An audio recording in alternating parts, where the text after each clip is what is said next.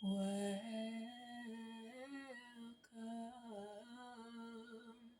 to Soul Speaks. And I am your host, DJ Day. Thank you so much, guys, for coming back to another episode of Soul Speaks on the Kellywood Radio Show. We are a spiritual podcast that is every Wednesday from 1 to 2 p.m. PST. And I have a very, very, very special guest, a former STEM educator, skateboarder, multimedia designer, music producer, and super, super amazing and wonderful friend, Adam. Thank you so much for being here on the podcast. Thank you for having me. How is it going? How does it feel? Well, right now, pretty up there right now. All Pretty right. good. All right. So just from this list, we have a STEM educator, skateboarder, multimedia designer. How long have you been skateboarding for? I've been skateboarding for I say about now almost 30. Yeah, about 30, almost 30 years. 28 years we'll say. Okay. And then Yeah. is this a like hobby now or It's like been one of my outlets, hobbies, fitness, and passions. I guess. Yeah. I love to hear that. Everybody needs to have an outlet in their life, something to, whether that it for me it's music, it's writing, journaling, something. And I mean, I love going out there and just being a silent supporter, watching all the skateboarders and everybody doing Hmm. their tricks and such. But like, just go. It's a way to go outside. Being in the park, connecting with nature, it's a great way to make friends, and a great time to spend your day. So, and that's how I met Adam, was at the park, and we've gotten to know each other over some time, and he just has very fascinating life. And so on here we have STEM educator. So tell the people at home, like, what is STEM education? What is that? STEM is more like there's two acronyms for it. So you have STEM and you have STEAM. So you have science, technology, English, arts, and math, or science, technology, engineering, arts, and math. And then there's another one that I came up with because the way technology changes nowadays, it's you have science, technology, English, engineering, you have algorithms, and then you have mathematics Okay. because no matter what, you have to be able to add two of these programs together in order to get your program to work nowadays. So STEM and STEAM and STEM is still changing.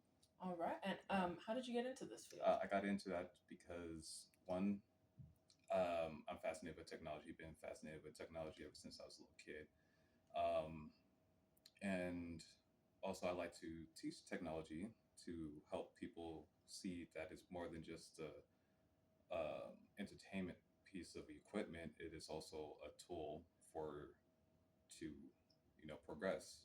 It's Mm. like you use technology for a tool to help you think throughout your life, pretty much, which we do now.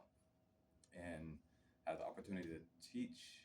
Have my first teaching opportunity when I was in Dubai. Uh, During the times my mom said, "I need you," so went out there. I was like, I just can't sit here around and not do anything because there's so much opportunity out here. So Right. got my first teaching job out there after I was supervising one of the schools, and then they gave me my first teaching opportunity. They saw that I was doing good, did that for a year, came back to US, and then went back over there again to go teach more, and then got a full time job doing teaching STEM and developing programs for this institution out there, which was called Computer Explorers. Oh, okay.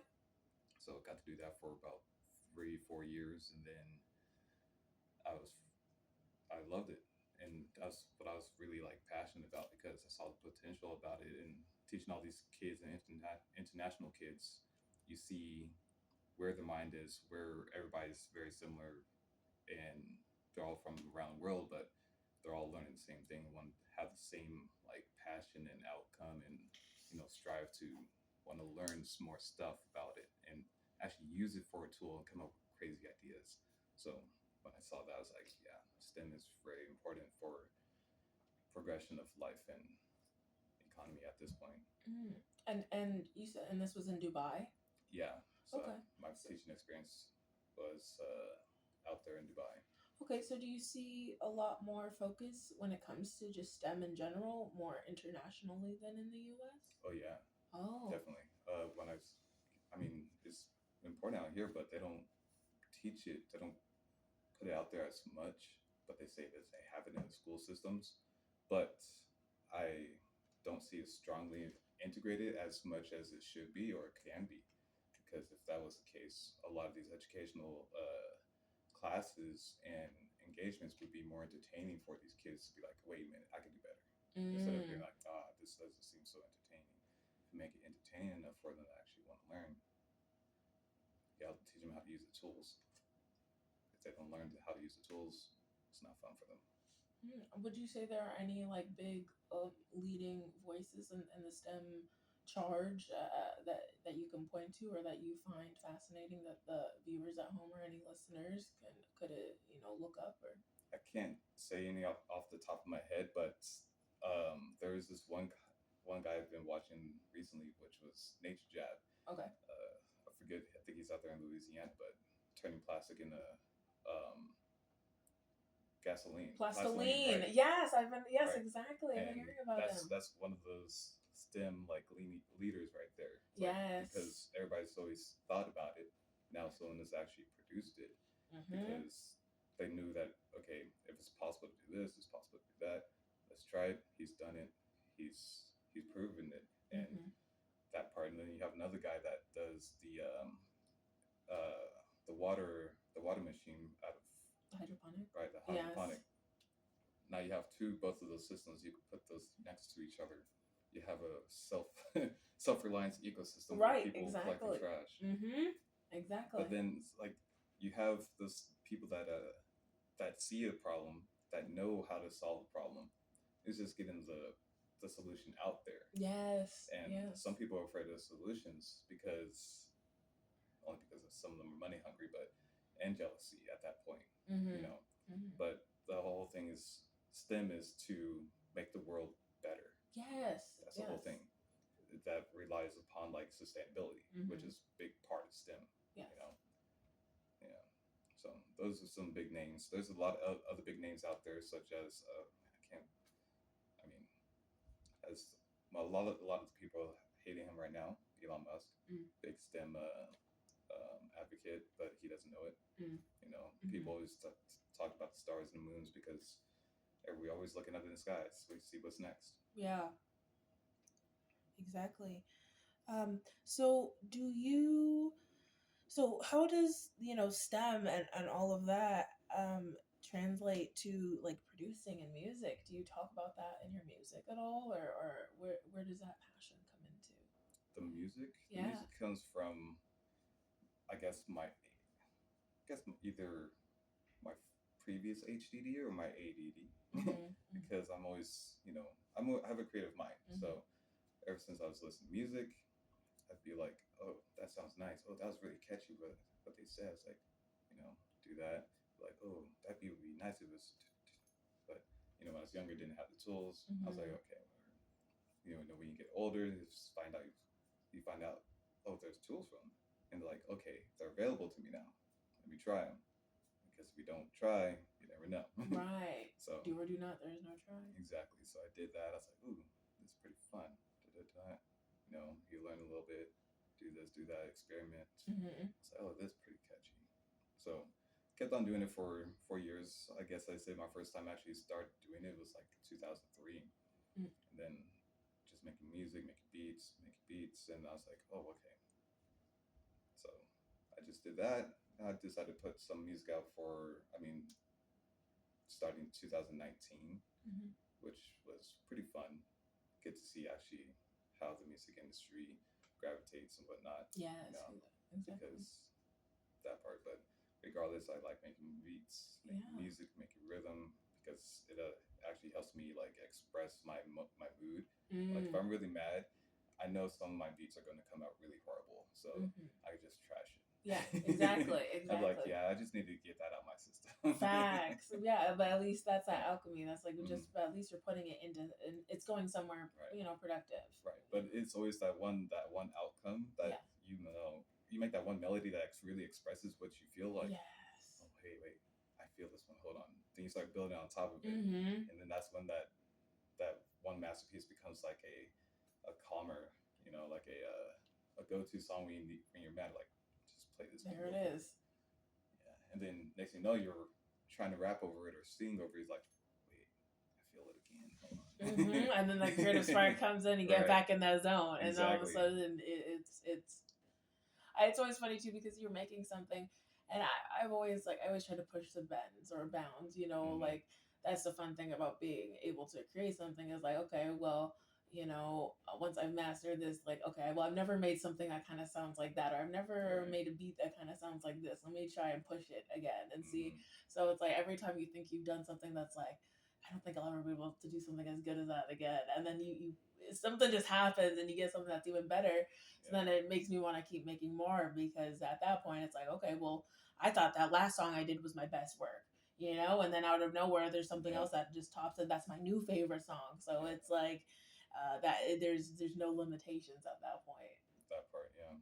So it's that part when you go back to it, especially when you're not finished with it. When you're not Mm-hmm. finished with it, when you think you're finished with it, it's like, I'll wait, or you're like, wait a minute, let me just tweak this a little bit. All right, we're done.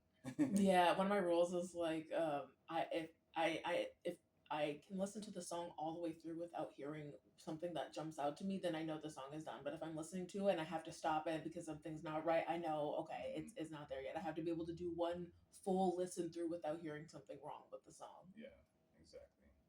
Um, did you go to school for STEM or a college or anything or education? No, it's just pure experience, my Wow. pure drive, my pure passion, and and I guess that was that. Mm-hmm. And Mm-hmm.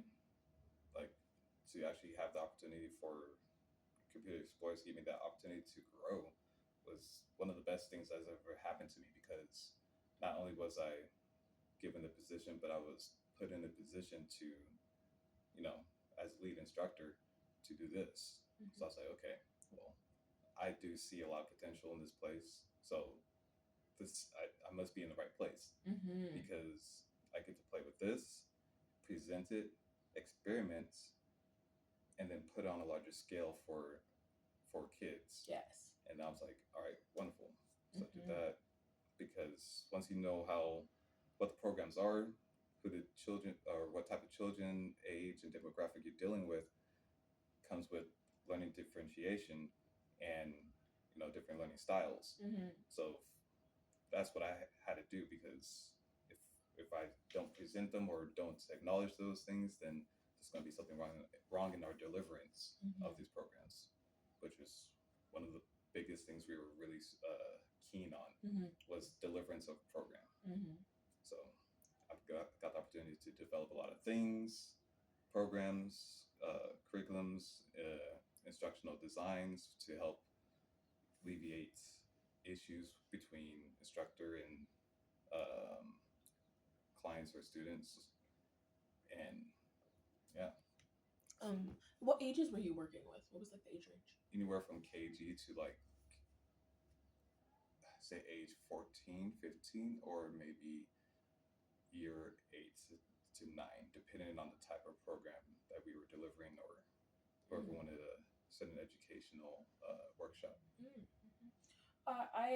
I talk a lot about like on here on my podcast about children being like really smart, Mhm. smarter than I feel like the world gives them credit for.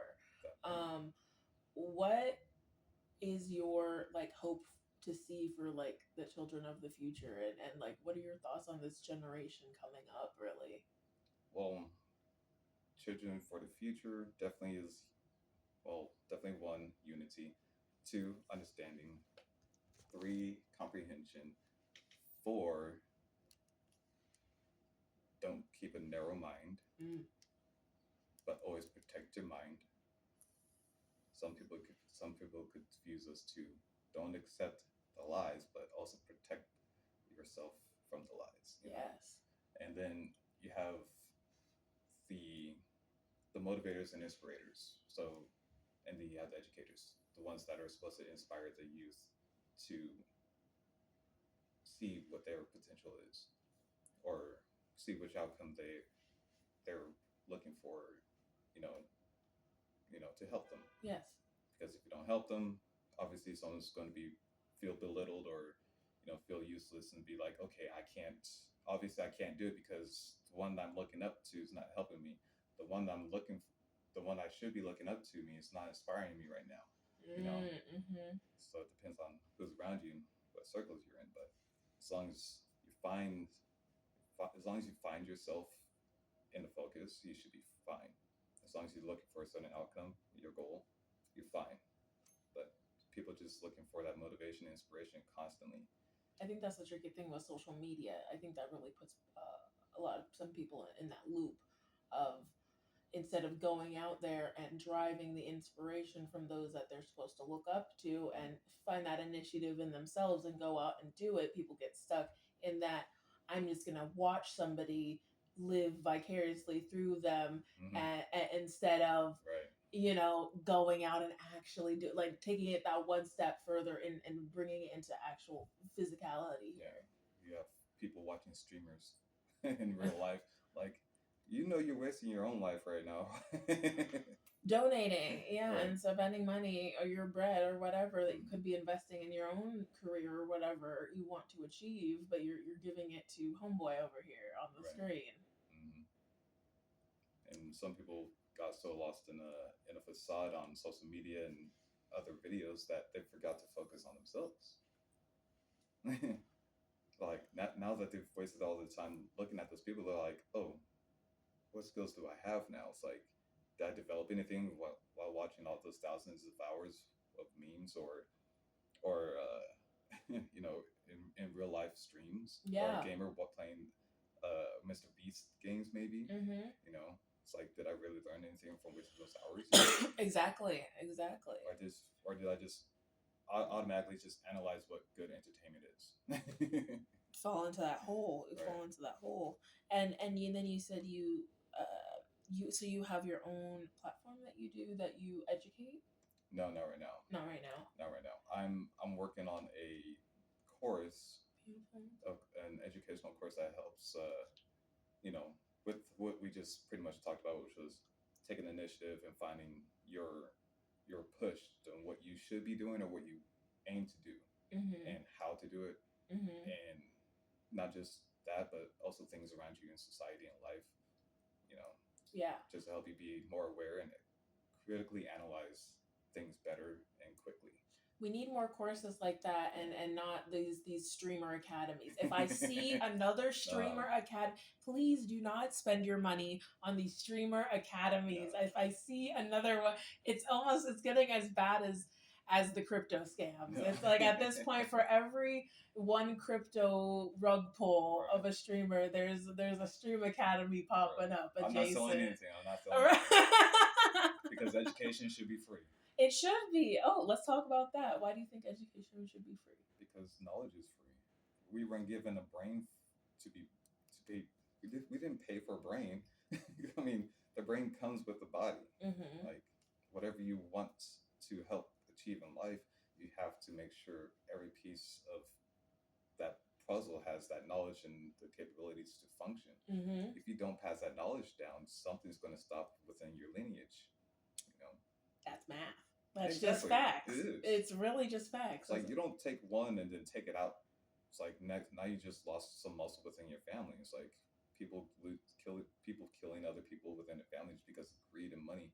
Little do they know, if we just made amends and made a bigger empire with you guys, you know, your lineage, your it's family. it's easier. It's easier to build up a tribe of people with literally your same genetic code. Like, Mm-hmm. you guys are, I was talking about this in one of my podcasts too, was like, can we bring back the family trees? Like, back in my day, we broke that stuff down as kids. Like, they would make you make a freaking tree and, Mm-hmm. like, trace that back. Like, who are you? It's easier for some, but not for all. Yeah, yeah, it is right. Being adopted, I completely get that, but that's still like, but I still think about it too, because there's family, and sometimes too, like, don't family can betray you as well. So don't just Yeah. keep people around in your family if they've fucked you over. Like I do believe in soul tribe. People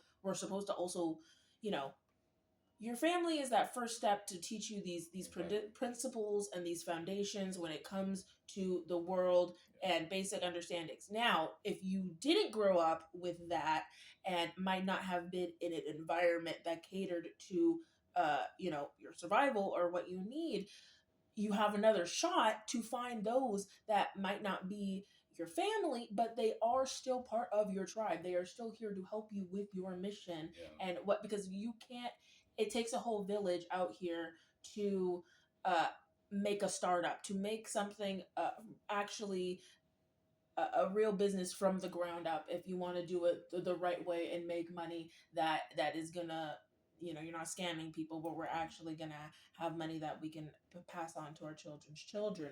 Mm-hmm. So um we need to make sure that um we're open to the idea that it's okay to ask for help. It's okay to um open up. I've been saying this too. Build it and they will come. You Mm-hmm. can't just keep waiting and waiting and waiting for somebody to make that idea for you. Like, there's the collective consciousness, there's a whole slew of ideas Yeah. and whole slew of creative endeavors that are always waiting for somebody to seize the moment and grab it. And if you're Mm-hmm. not seizing the moment and if you're not grabbing it, somebody else Right. will. All right. And we all have our own lanes, we all have our own opportunities. And I think that Adam is a really prime example too, to the fact that your path may not include school. Like, it Right. may not include this box and this kind of step plan that we've been taught from a young age, that it might work for some people. And Mm-hmm. if you want to be a doctor and you want to go down that salary route, yes, there's skills that you need to acquire and schooling that you need to Mm-hmm. go through. Okay, but we're going through a shift right now, especially with social media, that anything is possible if you really want to work for it, if you Yeah. really want to do it. What kind of courses did you want to offer? Like, let's go a little bit into that, and what kind of because of the difference of the education here in America, like Mm-hmm. what kind of, because with my music, I kind of listen to the climate of what was missing in the music industry, and instead of being like another copycat Right. clone, you Mm-hmm. fill in Right. the The gap. right. So, what kind of gap would you like to fill in there? Well, the gap is like just making sure that the minds are ready to adapt to any situation, see the multiple outcomes or directions that it could go in, starting with the first word or first demeanor or first action of someone's gesture, or maybe the possible first thing that they choose to eat or drink. You know, you could, it's like taking those critical things into consideration and observation, but also seeing how the whole composition just came about and where it's been going and where you think the intentions are at that point, Mm-hmm. because no one knows intentions at the beginning, throughout, or at the end until the communication has been met. Yeah. You know, there's always assumptions, there's always you know observations, but you never know until you actually communicate. And this is part of like the course that I'm developing, so that way everybody knows how to hold themselves rather than just instantly reacting, provocatively or vulgarly or violently. Mm-hmm. Certain situations don't always, you don't have to always make a facial gesture. You don't always have to make a body gesture. You know, Mm-hmm. Mm-hmm. There's subtext. There's a lot of subtext. exactly. Mm-hmm. So making people aware of how people react, learning how people could react to a certain situation or certain comments or something. You know, always takes into consideration. I'm that's why I'm really good with my words. Like my mom, everybody knows if I'm mad, I do not talk because Right. my words are very sharp. My words are very sharp, and I will hurt somebody to the point they want to fight Yeah, me. people don't But realize that my silence is actually the best thing that is possible in right, this given moment. exactly. That's the best thing I have is patience too. And it's crazy, like, you know, learning from me, learning that that's what I want to put inside this course. You Yeah. know, because not everything deserves a reaction right then and there. Even though someone's looking for a reaction, it's like you have to say, "Give me a moment," just to make sure you recollect your thoughts and your words that they come out correct in the way that you want them to receive it. Yeah. Like if you act really,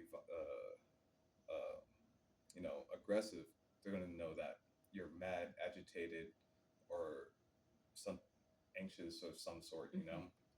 Whereas if you just answer it normally, they'll be like, "That was a really strong answer, but I don't know where how he really feels about it."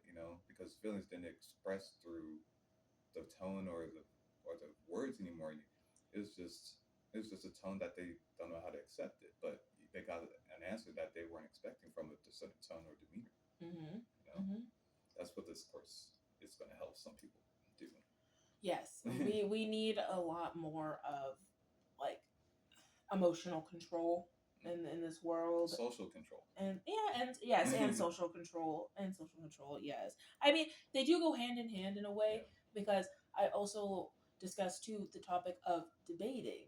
Like Mm. I love a good healthy debate. I think it is. I love debating, but it's some It's a dying, real dying culture. yeah. Well, some people take debating.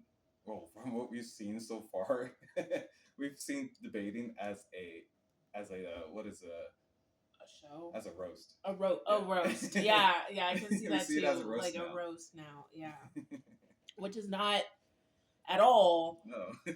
like the first. Well, it's completely the opposite, because the whole debating is supposed to be not even emotional. There's not even supposed to be any emotion Mm, at all when you're debating. It's purely intellectual. right. So Facts. that's one of the hardest parts when it comes into this new wave of discourse now, because everything is so heightened emotionally that you can't even have a top have a basic conversation that is just like morals and ethics, Hmm. that without somebody trying to interject emotionally. And that's where it becomes an issue with society, is because they are literal certain, for the safety and the common good for all of humanity, there are certain topics and serious uh, nuances to life that you can't have emotion like in, Yeah. because you'll die, because it's death. Like this is like a life and death world we're living in. Hmm. So your actions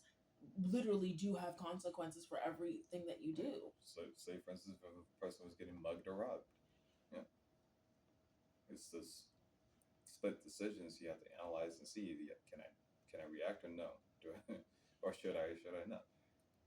Yeah, yeah, and uh, I'm really glad that you are starting to develop this course and everything, and filling in that little spot, and taking claim to that. What other endeavors have you gotten into with skateboarding or multimedia design? Multimedia design has always been a thing. So I also use that throughout the my teaching because I'm good with multimedia. I can catch Mm-hmm. someone's eye. Mm-hmm. If I and I was also doing the social media for our Computer Explorers STEM program out there too. So Mm. I was doing that. But I've always been in graphic design, doing with motion graphics and stuff like that. So doing with skateboarding as well with the people I've met out there in the skateboard culture out there in the UAE. That was pretty fun. So I got to With UAE. United Arab Emirates. That's where I was working in, like Okay. Abu Dhabi and Dubai. Nice. And so yeah, skateboarding out there. Had a great time communicating and getting to know the community out there, and can kind of find out some really great people out there that do events and other skateboard companies out there, and some of them I was riding professionally for out there in Dubai, rage skate shop in Dynamics. Um, and then one of the entertainment companies out there, a buddy of my CAD, he runs one of those, had a event out in Saudi Arabia. He said, Oh wow. right. So he's like, hey, Saudi is about to open up. And then keep in mind, this was in 2019. He said, Saudi's about to open up. I was like, what do you mean? He said, Saudi's about to let in other expats other than just Muslims now. I was like, oh, because I've been to Saudi many times, but he knew that I had I had a visa already. He's like, Adam, I need you to find me another American. Okay, I was like, for what? It's like for Saudi. I was like, all right. So I hit up my friend Josh, Mhm. since that was like one of the closest homies out there. I was like, Josh, you down to go to Saudi? He's like, hell yeah. I'm like, you can't say it like that though. But he's like, yeah, you know. Mhm. So I was like, all right, cool. So we we went out there to give a skateboard workshop Oh. in one of these um I guess entertainments yeah, I guess entertainments was it carnival or just block party or whatever. But Mhm. it's on a nice little beach side in Jubail in Saudi. Oh So it wow. was so nice and so beautiful, so calm too. But we were given a skateboard workshop out there, so kids would come, some guys would come, give the workshop, let them skateboard. What we'll do some tricks or performances and stuff like that, Mhm. and did that for I think we were out there for like I think 5 days or almost a week. So got to skateboarding actually helped us travel around the world and give some workshops in Saudi Arabia. You know, Wow. so that was fun. And we guys actually got to while we weren't working, we went around before we had to. Go around, skate around the scenes and Mhm. area, check out the ones. We made a little skate edit while we had the time. So Oh my put in the gosh. multimedia and the video and edit scenes Yes. together. Yeah, That's what's up. So you what know. places have you all traveled to? Um, I've been to well, Canada does count. You know, Oh. we have um, France, Wow. Spain, Kuwait, Egypt, Morocco, um, Saudi, UAE, Oman. I think that's all I've gone. Oh, Philippines. Oh, wow. Yeah, Philippines. Yeah, Oh my god. So what's the best place you've been to? as far as what That you traveled to, like you'd want to go back and just it was such a like amazing experience. I'll go back to UAE. Okay. Yeah. All right. And so like I love food. Like I'm a big foodie and everything. Mm. So what was the food experience like over Oh, there? the food was the best experience ever because Yes, tell me about it. 100,000 times healthier. Yes, yes, please Right? tell me about all of it. Yeah. Like So, you have not just the local dish, the Emirati dishes over there, which are really good too, but you have other people that brought their national dishes and culture, mm, and it's just really delicious. So you have a melting pot of nice Mediterranean dishes, mm, along with Arab and some Asian, Asian Oriental dishes. oh my gosh. So yeah, the food was amazing. I can't. I mean, it was all delicious. Yeah, yeah.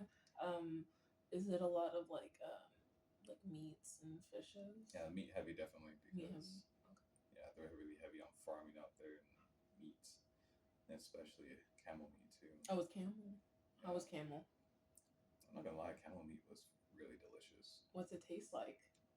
It depends on who cooks it too and how they cook it. Oh, But the way whoever cooked this one, I was at a wedding. oh wow. It's just really delicious. So fell off I forget which part I grabbed from him, but I don't think it was the hump though. But it pulled off like it was I don't know. It just pulled off just so perfectly. But the texture was like a lamb, sheep, and goat in one, Whoa. but just really juicy and flavorful. Mm. So I was like, I'll have It's to put good. that on my list of things to try. Okay, that Camel sounds meat, freaking yes. delicious. But they say do not drink the camel's milk though. Oh, okay. It makes you stubborn. Oh, really? That's what I've heard. Oh, that's crazy. All right, good to know. Yeah. I mean, I that's actually fascinating because I've kind of I switched to coconut milk because I kind of just been like trying to wean off like because I've just been doing history and just like to the history of milk is really actually really weird. Yeah, it is. Like if you go into the history of like milk, it's such a like I was just kind of like, why am I drinking this? Because I actually used to be lactose intolerant, and that popped out of nowhere. And then I went through a bunch of like different health fluctuations and stuff when I used to be really overweight, and I got gluten intolerance out of nowhere, lactose intolerance. Like there was just a bunch of stuff I couldn't eat, so I cut it out altogether. But yeah, I just was looking into just like the history of milk and like why we even are drinking it, and like it really is good for your bones, and it's like, yeah, we really shouldn't be drinking other animals' milks. I mean, you can.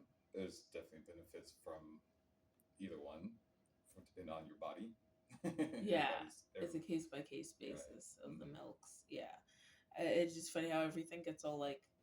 That's one thing I've learned in just my health and fitness journey is that like you really got to find what works for you. What works for you. Yeah, like the first stage is you're trying everything else that other people are trying and stuff, but like it gets discouraging if you don't keep trying at it because you really can't do what other people are doing. Everybody's body is completely different, and we all have our own certain regimen and stuff that works for us. And so when you kind of pull yourself out of the marketing aspect of it and look into like just I really had to kind of simplify and strip down. Like at the end of the day, we know what's healthy for us. We know what's bad for us. We know what we shouldn't be eating, and we know what makes us feel better when we are actually putting in proper nutrients in our bodies. So, hey, sometimes when we put in some good nutrients, we don't see the side effect. hmm. When we put in good nutrients in our body, sometimes we don't see the other side effect. What's the other side effect? We never know. Oh, good nutrient. Well, it could be bad or good. You never know. Well, I mean, if you're feeling better though, then it can't be a bad side effect. That's what over-counter drugs do. Well, I have a theory that a lot of over the counter drugs are just really placebos. That too. A lot of that's placebo. Yeah, like I mean, but really, you'll feel better if you've eaten fruit over a bunch of donuts. Oh yeah, definitely. Oh, I don't know. Depends on the time of day. Oh my gosh! Did you have some of that Camel's meth? Now you're being stubborn. If the donut has fruit in it, I'm eating it. Apple fritter. Oh, I do love a good apple fritter. Okay. Now we're talking. I do love a good apple fritter. Oh, that's for real. Or a strawberry croissant. Croissant. What? How was France? What was that like? Oh, that was fun. My sister lives out there, so. Oh, what? Yeah, she has family out there. So just. Parlez-vous français? No. Oh. But it was fun getting to see like the cities around and seeing how they live out there too. I got to try. We had a cheese taste test one day. I ate some cheese. I was like a combination of my feet on a bad skate day with my armpits too. I was like, smells like you. That never smells like me. That was my skateboarding. Oh, this is like, you know. Sorry, my bad. And then it's like you taste it, you know, it's weird, but it tastes good. But yeah, France is pretty different. Fromage. Different. The weather was cold when I went last time, but it's fun. I'm not gonna lie. I want to travel. That's on my list. It's gonna happen, guys. It will be happening eventually. So are there other like ventures that you would like to, go on? Like any endeavors that have yet to happen, but that are on your bucket list? One of my lifelong goals is actually just to get off this damn planet. Because it's sad. I love that because I feel that like that's one of the best answers. Like for real, I love it. I'm like Yeah, because it's like But we're very thankful to be here. Right, But because at this point, it's like for the past couple of years, I'm like waiting. I can't wait for this world to end. Because then the other part of me is like, oh, I can't wait to be off this earth so I can see how the world's going. So I want to see it from both point of views at the same time. uh, well, I feel like I it's like it's the biggest like part of my friend. It's like the biggest like cuckold in the whole world because I know it's not gonna end anytime I'm on this planet, But it feels and like it but I feel though for it will I feel like I mean, this is like the most sincere way, but I feel like I'm the most poppin' shit right now on the planet. I'm like, once I'm dead, there's no hope. Like, right. I want the planet Exactly. to end too once I'm gone. So I completely understand this shit. It ain't happening anytime I'm gonna be alive, but once I'm gone, yeah, It's like I told you. any moment that clock will. I'm right. There's a detonator in me, probably. Who knows? But it's just, yeah. I'm like, it's that fact of oh, I know there's still so much stuff I still gotta do. I'm not done yet, but yet I'm like, oh, it's gonna be. I always just do think of like that foresight because this is also the thing I tell people like foresight isn't also some like people say it's all magical and stuff, but it's also being able to use your imagination and your faculty processes to understand the probable outcome of things that might happen that you can see those probabilities and those different outcomes mathematically of those choices or decisions that you make. So it's funny being able to just see the fact that it's going to be worth it to look back in the future on all of my accomplishments and the the things that I have achieved, and that is what is keeping me going at the end of the day. And that's I think the healthiest way to at this point like go about it because everything else I feel like is so depressing. Like most of it, like I mean, I wake up knowing the fact that I got my back. Like and like even if everybody else is shitty or whatever and crappy, at least the fact like I'm not raining on my own parade or I'm gonna at least do the best that I can to take some control and make my day the best day that it can be, even if there's other things going on in the world. Mm-hmm. Yeah, I do you have any like musical inspirations? Um, you can't you can't deny Bob Marley or Tupac. That's for sure. Okay, nice. One thing I have to say about Tupac, I was listening to his music the other day again, and it threw me back.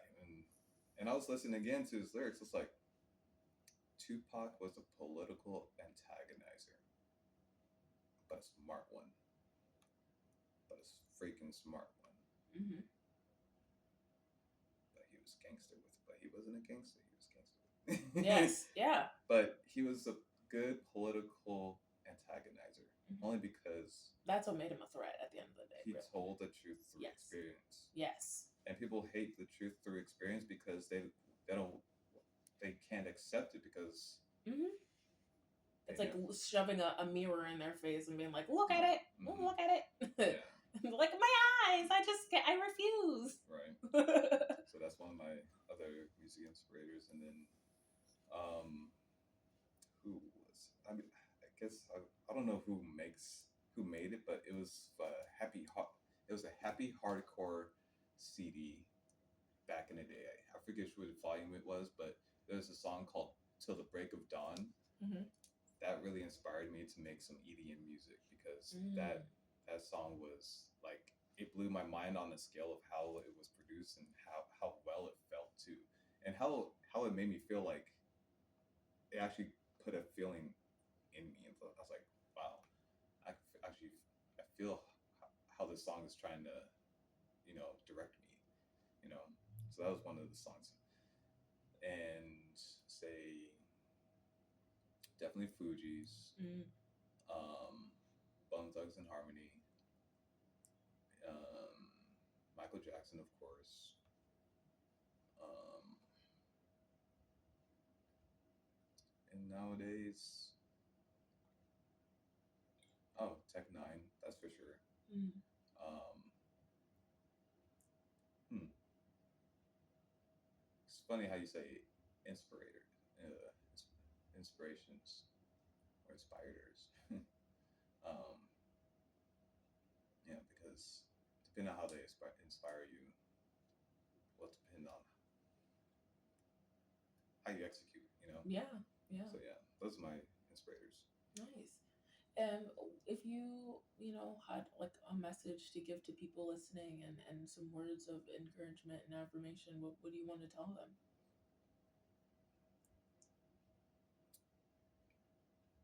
Accept the truth, reject the lies, and if you have four eyes, no, that's not enough for you. I do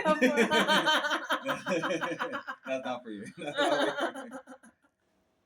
But if you have four eyes and you're still telling lies, what are you doing with your life? Because if we read things back and forth 2 to 3 times, why are you still going to deny the truth? That means you denied yourself. Never deny yourself. If you deny yourself, you never find out how truthful you are. Mm. Oh my gosh, yes, guys. Hopefully that made sense. Eat it up. I Eat want it them up. to decipher it. This is for, it's not baby food. I want people to It actually is question. it is baby food, but some people take baby food too seriously. Mm. You Yeah, and see, then they start choking. exactly. Yeah. They start choking on their own words. Facts, facts. So where can people find you? They can find me on LinkedIn right now. Okay. If they want my music, you can find my music out there on on the music platforms. Bouncer Bouncer. Bouncer. Okay. And then on LinkedIn, and I'll make sure to put anything that you want to link or for people to follow you or anything like that Yeah. in our list down at the bottom. Any last final words, any closing statements you like to add, Adam? Let's roll one. Let's roll one. Alrighty, guys. With that being said, thank you, thank you, thank you for being here and tuning in with the one and only DJ Day on this episode. I thank all of y'all for being here with me. I love you so, so much, and I will see you on the next one. Kisses.